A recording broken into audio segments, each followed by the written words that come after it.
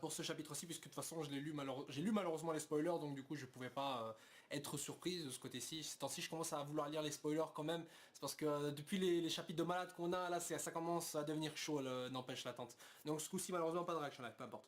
Bon bref, du coup ce chapitre-ci nous donne un point de vue que je voulais voir depuis un long moment, c'est celui de Monkey D. Dragon. Et enfin on l'a ici, et c'est surtout la surprise qui vient après qui est autant plus incroyable. Bon. Alors tout d'abord, on voit ce qu'il en est donc de Luffy et de l'équipage de Bartholoméo, puisque c'est vrai que je pensais que Bartholoméo allait les accompagner sur Zo et peut-être avoir un petit rôle là quand même dans l'arc, pourquoi pas, de toute façon il a eu c'est vrai son rôle et son heure de gloire sur Dressrosa, mais il n'empêche qu'il pouvait, j'imagine, rester un peu plus longtemps, le personnage est quand même assez apprécié. Mais d'un autre côté, c'est vrai que voilà, comme l'explique Bartholoméo, selon lui, il n'a pas envie de porter disgrâce, enfin de ralentir un peu Luffy dans son pèlerinage sacré ou légendaire, je sais pas quel mot exactement on pourrait employer ici, mais disons juste qu'en gros, il veut pas gêner Luffy donc dans sa mission. Et du coup, alors, Kinemon et son pote Kanjuro, c'est comme ça qu'il s'appelle, décident toujours d'accompagner Luffy, hein, parce qu'en réalité, comme il est expliqué, ceux-ci sont toujours à la recherche donc, de leur troisième compagnon, qui est une sorte de ninja. Un ninja qui, visiblement, d'ailleurs, tout le monde s'est retourné genre, un ninja, un vrai ninja, qui vient aussi de Wano no Kuni, et dont le contact, ils ont perdu contact avec lui en fait entre temps. Et donc j'imagine qu'ils vont le retrouver vraisemblablement sur Zo, parce qu'à chaque mini-arc sur Punk Hazard on avait retrouvé Kinemon, voilà, Kanjuro l'a retrouvé sur Dressrosa, et le dernier justement le ninja on va le retrouver maintenant sur Zo, ce qui fait que peut-être le prochain arc et le prochain endroit à visiter sera vraisemblablement Wano no Kuni. Mais Wano no Kuni n'est pas forcément la destination de l'eau, parce que je veux dire, faire tomber Doflamingo et toute la pègre et tout le truc, la production de Smile, tout niquer, voilà, ça c'était le plan de l'eau à la base, et ensuite de retrouver son équipage sur Zo. Et je suis curieux de savoir c'est quoi la suite du plan de l'eau. Je suis vraiment curieux de voir ce qui risque de se passer. Bref. Donc du coup, Kanjuro dessine donc une sorte de dragon tout moche comme ça pour escalader évidemment les pattes de l'éléphant qui est Zo. Et d'ailleurs tu vois Robin qui est là genre oh il est mignon, mais elle veut pas le dire. Hein. Robin c'est une stoïque jusqu'à la fin quoi. Et quand il se passe des trucs où elle peut être assez émotive, en général c'est pour des trucs assez glauques genre elle est sur le elle est sur le point de mourir. Voilà, mais sur des trucs tout mignons comme ça, tout un peu débilos si vous voulez, bah elle réagit pas tellement, elle préfère cacher un peu ses émotions. Mais bon, c'est un peu normal vu que son enfance a été niquée rapidement avec la destruction de Ohara, voilà, bon. C'est un peu compréhensible qu'elle finisse comme étant une fille un peu comme ça.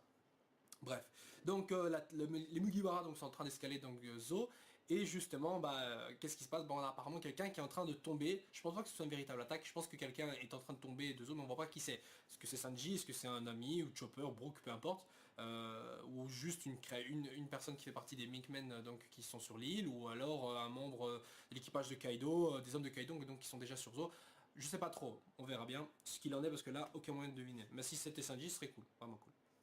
Bref.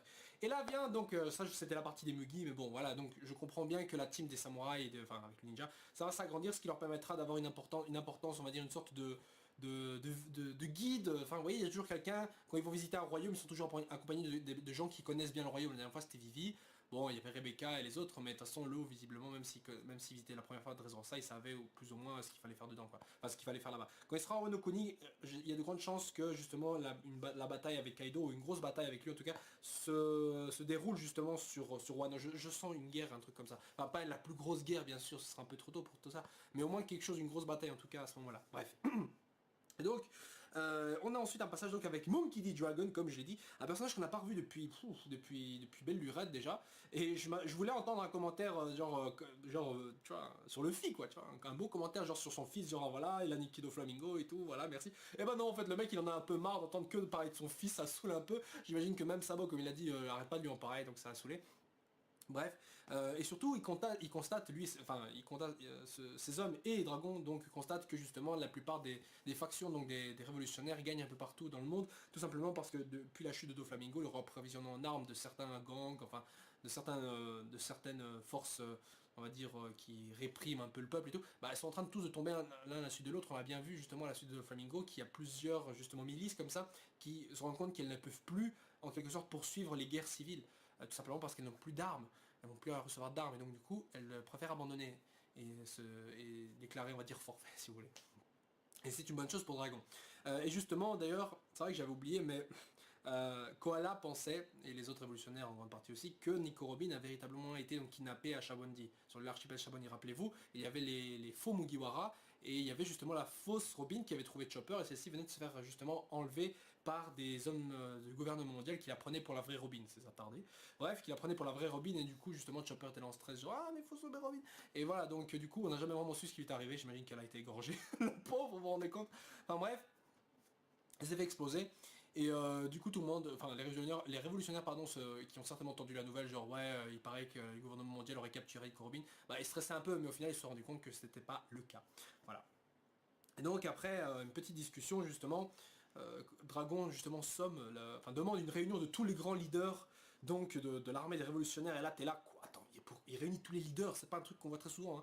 Enfin en tout cas c'est la première fois qu'on voit Dragon prêt à véritablement agir. Je sais qu'il agit un peu dans l'ombre hein, en déléguant certaines missions à ses factions par-ci par-là autour du monde, c'est sûr, mais jamais Dragon on l'a vu prendre part à on va dire une grosse bataille, une véritable grande guerre, hein. Par exemple justement, comme l'avait dit De Flamingo, les révolutionnaires, eux, attendent justement de faire leur... de prendre part justement à la bataille décisive. Et pareil, quelqu'un d'autre l'avait dit, je sais plus si c'était Barbe Blanche, je crois pas, je sais plus exactement qui avait dit ça, mais qu'apparemment de toute façon, il y a encore des gens qui n'ont pas vraiment bougé et qui restent encore dans l'ombre en attendant le moment opportun. Et là que Dragon réunit tous les leaders, c'est parce qu'il y a une grosse nouvelle à annoncer. Je crois que la chute de Doflamingo est un peu justement le début de ce que attend Dragon comme occasion, justement cet engrenage qui a été brisé par l'eau sur Punk Hazard et qui commence vraiment à avoir une répercussion sur le monde. Ah, ces putains de dés. Trafalgar D, Waterloo. Bref, voilà, donc du coup, on sait pas trop ce qui se passe, on sait juste que Sabo d'ailleurs est en dehors en train de s'entraîner, visiblement à maîtriser mieux son fruit, ce qui est une bonne chose, donc il reviendra encore plus puissant. Putain, j'ai hâte de voir ces techniques. Imaginez, il se matérialise comme un dragon de feu ou quoi. Oh. Alors les gens, voilà, c'est un petit passage, excusez-moi, mais que j'ai remarqué en fait après avoir fait la vidéo. Et je sais pas pourquoi, mais j'ai oublié complètement de faire attention à ce truc-là. En fait, vous voyez dans cette case-ci, au moment, juste avant où Dragon donc, déclare qu'il veut réunir donc, les leaders des révolutionnaires, il dit à Koala, donc en anglais c'est écrit anyway, Koala, we need his help. Et moi, je sais pas pourquoi, mais je pensais qu'il parlait de Sabo. Et comme un teubé, j'ai pas fait gaffe plus à ça, mais en fait, ce qu'il veut dire par là, c'est we need his help, on a besoin de son aide, mais il parle de Luffy. Il parle de Luffy, il dit qu'il a besoin de l'aide de Luffy. Donc comme je l'ai dit, l'engrenage a été brisé. Et là justement, maintenant, Dragon et ses révolutionnaires peuvent agir. Et pour cela, ils ont besoin de Luffy, qui justement maintenant compte allez, une armée qui peut l'aider, quoi, qui peut aller dans son sens. Donc, maintenant que Luffy a fait ses preuves en quelque sorte et que justement maintenant il a, on va dire, un certain poids dans le nouveau monde, et bien maintenant il peut rencontrer son fils. Le moment est venu. Évidemment, c'est pas parce qu'il a dit ce chapitre-ci que ça va se produire dans 10, 20 chapitres. Hein, attendez-vous à ce qu'on n'ait pas de nouvelles de nouveau de Dragon pendant au moins 100 chapitres, un truc dans le genre, bref. Donc, Luffy et son père au moins sont destinés à se rencontrer et j'imagine que cette rencontre se fera certainement au cours de la Grande Guerre ou juste avant, je ne sais pas. Enfin ouais, non, juste avant et j'imagine que Luffy et Dragon n'aura certainement pas l'occasion vraiment de mieux se connaître que ça parce que de toute façon Luffy s'en fout un peu de son papa, hein, il va pas pleurer à la mort de son père, il le connaît quasiment pas. Il l'a jamais vu en vrai, je crois. Donc voilà, et puis ce sera le moment aussi de connaître la mère de Luffy parce qu'il voilà, on la connaît pas. Il y a beaucoup de théories. Hein. Certains pensent à la barmaid hein, de l'île où se trouvait Luffy à l'époque, mais je pense pas. Je pense que cette meuf et surtout, je crois, la maman de l'enfant de Chunks, car il est dit, si je me rappelle bien, que cette femme donc, qui s'occupait du bar, j'ai oublié son nom, merde, avait été enceinte, je crois, je suis plus très sûr. Je crois que c'est le cas, vous pouvez peut-être faire des recherches, je ne suis pas sûr, parce que je crois que ça venait d'un truc en anglais, donc je ne sais plus si ça existe encore. Enfin bref. Donc du coup, pour en revenir à ce que je disais, Luffy et son père vont se rencontrer. Voilà. C'est clair, c'est annoncé. Et qu'est-ce qu'ils vont faire ensemble? Bah, j'imagine que ça certainement par rapport à la grande guerre que je vous ai annoncée sur Marijoa, tout ça. Donc peut-être pas de rapport avec la guerre de Kaido. Mais quand on sait plus ou moins ce qui va se passer après, bref, je vous laisse la suite de cette review. Et si vous vous demandez pourquoi j'ai collé mon logo sur l'écran, c'est tout simplement parce que bah, c'est pour éviter de ne pas me faire tirer les doigts à cause d'une image du scan ou quoi. On sait jamais. Bref, et je pense pas de toute façon que vous avez envie de voir Koala, enfin, à moins que vous soyez vraiment un fan. Bref, sur ce les gens, bonne suite. Bref, donc du coup après on a un petit point de vue sur, devinez qui, Barbe Noire, enfin Barbe Noire on le voit pas mais surtout sur l'équipage de Barbe Noire, surtout Shiryu et Lafitte. D'ailleurs on apprend que Shiryu est le capitaine de la deuxième flotte de Barbe Noire et que justement Lafitte serait devenu le cinquième. D'ailleurs on ne sait pas trop ce qu'il en est à Aokiji qui a soi-disant rejoint Barbe Noire, on ne sait pas trop où il en est mais j'imagine encore une fois que Kuzan pardon, ou Aokiji a rejoint Barbe Noire uniquement pour lui pomper des infos, c'est très clair, peut-être que Barbe Noire s'en rend compte aussi qu'il est pas con mais il attend juste de voir ce qu'il peut faire. Et de toute façon, Barbe Noire elle est assez puissant, je pense, pour contenir un peu n'importe quelle tentative d'assassinat de la part de Kuzan. Bref. Et donc, on se rend compte donc que Burgos, Jesus Burgos, est encore en vie, et justement il demande de l'aide, et donc de le retrouver avec sa vive Lucard, parce que celui-ci est mal en point, et qu'il peut pas bouger, bref, et qu'il a visiblement survécu, il se retrouvait dans un endroit tout blanc comme ça, et qu'il a été monté dans une sorte de bateau pour survivre, voilà. Et on se rend compte que cet endroit n'est autre que Vertigo. Vertigo, l'endroit où se cachent Dragon et les autres révolutionnaires, la base, le quartier général des révolutionnaires se trouve là. Personne ne sait où ça se trouve, à part la révolutionnaire. Mais personne ne sait où se trouve cet endroit. Et là, putain, Burgos, tranquille, il arrive à suivre Sabot, parce que c'est forcément ça qu'il avait. Il a suivi Sabot et tout, et il arrive dans la base générale des révolutionnaires. Putain, mais ces révolutionnaires font pas gaffe, je sais pas, je veux dire, alors où ils en sont, je suis sûr que le gouvernement mondial a des moyens d'infiltrer, de créer des espions par-ci par-là. Enfin, même, tu vois, voilà. Et que Burgos comme ça, tranquille, il arrive à les suivre, bon, ça paraît un peu gros, mais bon, voilà. Mais qu'est-ce que ça veut dire? Mais ça veut dire une seule chose, que Barbe Noire, visiblement, va faire quelque chose avec Dragon. Et je pense pas que le raccord risque d'être, on va dire, très mutuel ou quoi. Quoique, mais bon. Donc je disais qu'en gros, Burgos donc a donné la localisation de Vertigo et ça va permettre donc à Barbe Noire et son armée de pouvoir atteindre justement cet endroit et de pouvoir trouver Dragon. Et bon voilà, maintenant, qu'est-ce qui va se passer? Clairement on se dit tous, bah ouais mais Barbe Noire va aller péter la race de Dragon. Oui, mais pourquoi il ferait ça? Je veux dire, Dragon il cherche pas à devenir le seigneur du pirate, il est pas là non plus pour niquer le business de Barbe Noire. Tout ce que Dragon il cherche à faire, c'est un peu libérer certains pays du joug de certaines souveraines, enfin de certains rois, enfin pas, peu importe quoi. Mais est-ce que Barbe Noire va vraiment à l'encontre de ça? Barbe Noire il règne sur les mers, c'est vrai que Barbe Blanche il maîtrisait un peu, enfin il avait le contrôle sur certaines zones, mais voilà. Donc du coup, je ne saurais pas trop dire. Bref, maintenant peut-être, imaginez que Barbe Noire demande à devenir associé avec Monkey D. Dragon en échange de faire telle ou telle chose. Ce qui, je trouve évidemment, est impensable parce que Barbe Noire est indirectement la cause de la mort de Ace. Et voilà, est un Sabot qui justement sera pas content avec ces genres de décisions là et patati patata. Donc clairement, excusez-moi pour le bruit, c'est mon téléphone. Donc clairement, je pense pas qu'il risque de se passer quelque chose de ce côté-là dans un sens très amical. On va pas faire des accords quoi. Donc ça on peut oublier directement. On aura une baston. Et ça c'est un affrontement qu'on n'attendait pas du tout. Barbe Noire et Dragon quoi. Bon déjà on a déjà les Supernova avec Kaido, on a Big Mom qui en veut à Luffy qui lui-même a aussi des couilles avec Kaido, putain, et en plus de ça, les mêmes Supernova qui sont contre Shanks, putain, mais c'est en gros une bataille générale visiblement qui est en train déjà de concerner tous les Yonko. Maintenant avec Barbe Noire et les révolutionnaires, on a un peu toute la bande, on a le gouvernement mondial, le CP0 qui commence aussi à bouger, voilà, on a un peu beaucoup d'instances, les instances mondiales qui commencent à se réveiller, et j'aime bien ça, tout ça c'est pour nous prédire, donc pour nous préparer à cette grande guerre que Kaido justement veut mener, voilà. Bon, donc de cette partie-là, excellente surprise, je sais pas ce que vous en pensez, ce que vous pensez qui va arriver, bref, on verra bien. D'ailleurs, un petit point, maintenant que Shiryu, justement, en sachant que Shiryu est le capitaine de la deuxième flotte, et que Burgos, vraisemblablement, on ne le reverra pas vraiment combattre, voilà, parce que pour moi, Shiryu m'inspire plus de trucs que Burgos. C'est vrai que Burgos, c'est le capitaine, le premier commandant, mais je pense que c'est surtout parce que ça a été le premier compagnon de Barbe Noire. Mais d'un autre côté, voilà, visiblement les deuxièmes capitaines de flotte sont souvent les meilleurs. Bon, à part Marco, enfin, les meilleurs, bon voilà, parce que Ace était le deuxième de Barbe Blanche, Bartholomew est le deuxième de Luffy, voilà, et là on a Shiryu qui est le deuxième de Barbe Noire. Shiryu qui sera évidemment l'adversaire attitré de Zoro, parce que obligé, leurs deux équipages vont un jour se battre. Donc Shiryu est vraisemblablement donc l'adversaire de Zoro, deux épéistes, voilà, en plus de Shiryu. Shiryu de base avait déjà plus ou moins le niveau de Magellan, donc voilà, on sait pas trop qu'est-ce qu'il peut faire, on sait juste qu'il s'appelait Shiryu de la pluie. Pourquoi de la pluie? Peut-être il découpe les gens, des gens dans un infime morceau avec son sabre de la taille d'une goutte d'eau, allez savoir, je sais pas, ou alors qu'il crée des pluies de sang, enfin je sais pas trop. Bref, de ce côté-là, voilà. Ensuite on a un point de vue sur Baggy qu'on avait donc pas revu depuis la fin de Marineford en quelque sorte. Et qu'on voit ici enfin en tant que Shishibuka, et donc évidemment ça on le savait déjà, mais avec donc le reste de sa bande qui visiblement fait ils font la fête quoi. Et on voit Buggy qui a grandi avec, on voit pas son corps mais on voit qu'il a vraiment grandi, mais évidemment il n'a certainement pas grandi, il a utilisé son fruit de la fragmentation pour se cacher sous une cape avec sa tête et ses bras, faire genre qu'il a un grand corps. J'imagine que c'est pour impressionner les autres et que personne n'est au courant de son corps, ou enfin, qui peut faire ça, je sais pas trop exactement. Et je suis d'ailleurs très intéressé de voir quelle serait la capacité éveillée donc du fruit de la fragmentation donc de Baggy, parce qu'en soi Baggy il peut se fragmenter. Certains disaient que c'est le fruit de la fragmentation, c'est le pire fruit que peuvent avoir un adversaire d'épéiste. C'est-à-dire que les épéistes, eux, ils coupent, ils pointent et tout. Mais putain, quand t'es un gars qui se fragmente, justement, être coupé, ça sert à rien. Et certains diront qu'avec le haki, justement, tu peux justement maintenant couper Baggy, mais le truc, c'est qu'il peut se fragmenter, justement, avant ça, et ça change absolument rien. Maintenant, c'est vrai que, par exemple, Rayleigh avait pris du haki, enfin avait enduit ses doigts de haki, avait donné une pichenette à Luffy, ça lui a fait mal. C'est sûr, donc c'est pas parce que voilà, t'es un le gars que ça sert à rien le haki, bien sûr, ça perce à travers ta défense.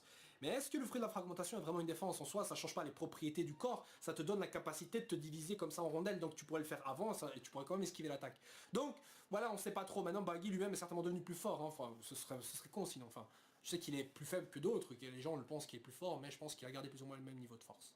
D'ailleurs, on se rend compte visiblement que Ajrudin, donc je sais plus quel capitaine de la flotte de Luffy c'était, mais en tout cas le géant donc qui fait partie des 7 capitaines qui deviendront des gens importants par la suite, bref, bah, faisait partie de la bande à Baggy, lui et d'autres compères qu'il avait, et justement Baggy s'en fout un peu de lui vu qu'il en reste 4 autres des comme lui. Mais malheureusement les gars sont, allez, les membres de son équipage lui informent que justement ils ont tous déserté et ils préfèrent pas dire à Baggy pourquoi, parce qu'évidemment ils ont rejoint Luffy, donc apprendre ça à Baggy c'est un peu comme lui donner une crise cardiaque, bref.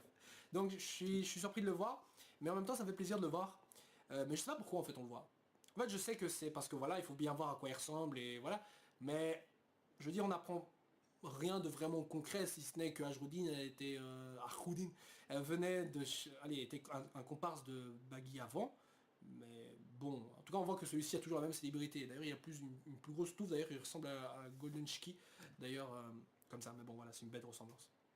Donc, donnez-moi votre avis sur les fruits, la capacité du fruit éveillé de la fragmentation de Buggy. Logiquement, ça devrait être genre il fragmente tout ce qui est autour de lui. Vous imaginez, putain, il peut genre réduire l'état moléculaire ou un truc dans le genre, n'importe qui ou les gens ou des objets. Ça, c'est quand même un pouvoir abusé. Ça ouais, parce qu'il peut fragmenter peut-être au niveau moléculaire des gens et lui-même. Pareil, il pourrait se fragmenter de manière moléculaire et carrément devenir limite comme de la poussière. Enfin, ça peut aller loin, ce fruit peut aller très loin. Ça, c'est moi qui vous le dis. Bref, donc du coup, ensuite, on a un dernier petit passage rapide, comme je l'avais dit avec Luffy, mais bon, ça, j'en ai déjà parlé. Et ainsi se termine donc plus ou moins le chapitre, donc avec Luffy, comme j'avais dit, qui aperçoit quelque chose qui tombe sur lui.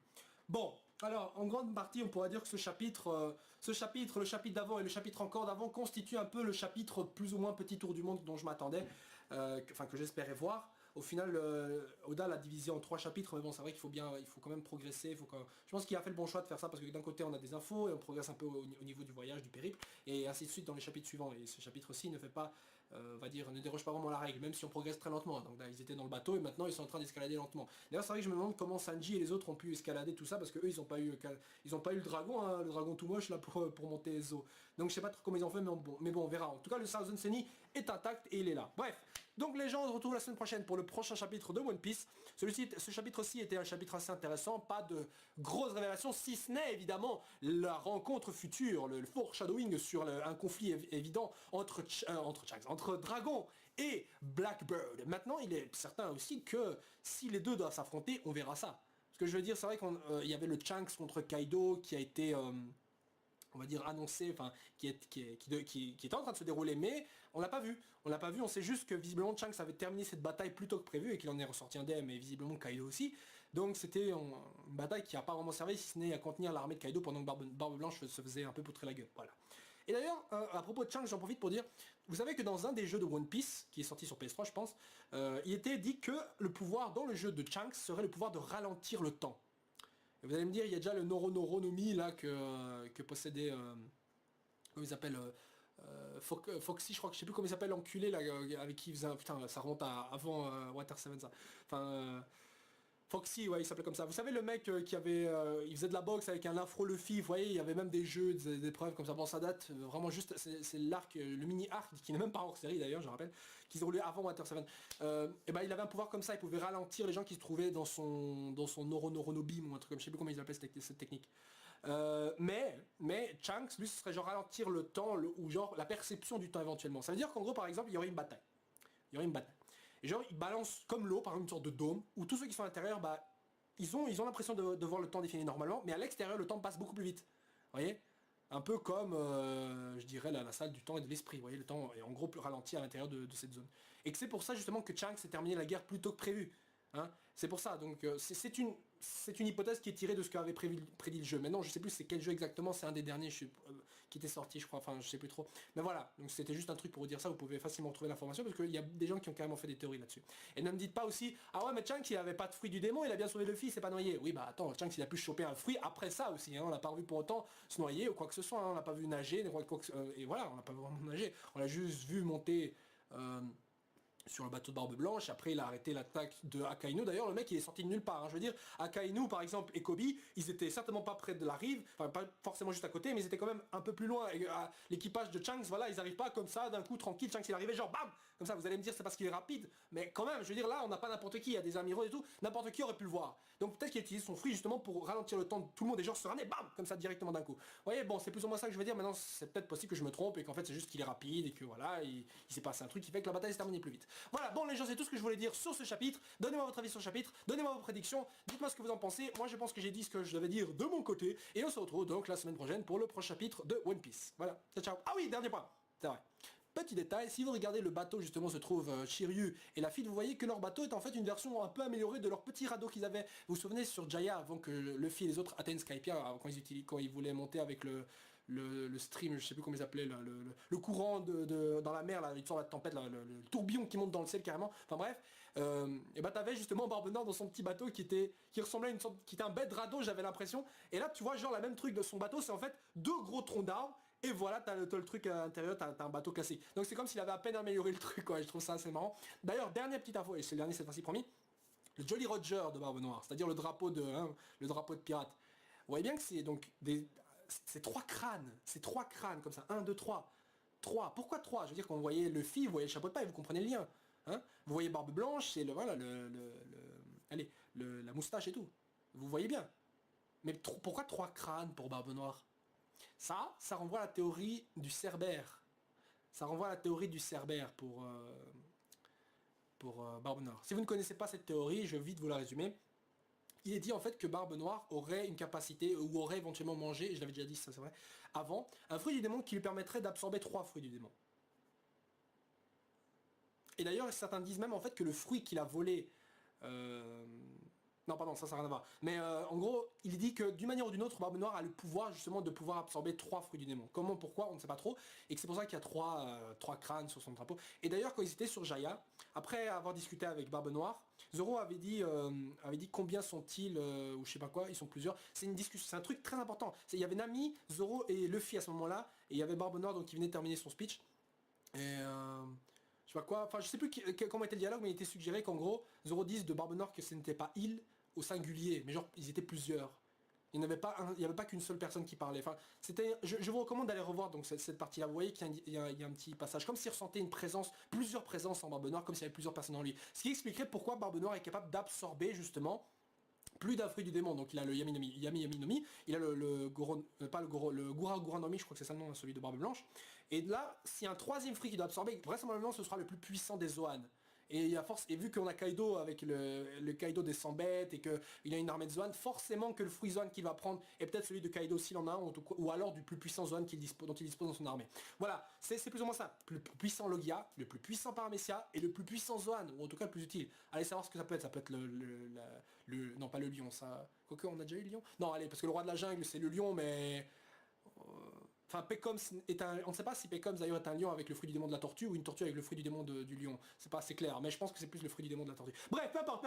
Mais en tout cas, que Barbe Noire donc a une sorte de corps bizarre ou d'entité étrange en lui. Et d'ailleurs, Marco avait dit à ce propos-là que Barbe Noire avait déjà un corps bizarre qui expliquerait peut-être pourquoi il arrive à absorber un deuxième fruit du démon. Voilà, c'est ce que je voulais dire. C'était plus ou moins la théorie. Vous avez qu'à taper sur YouTube Barbe Noire Blackbird, Cerberus ou Cerbère, peu importe. Voilà, bref, sur ce, je vous retrouve vraiment la semaine prochaine, excusez-moi. C'est important, je pense, de dire tout ça. Bref, sur ce, ciao ciao et bah, à la prochaine fois. Ziou.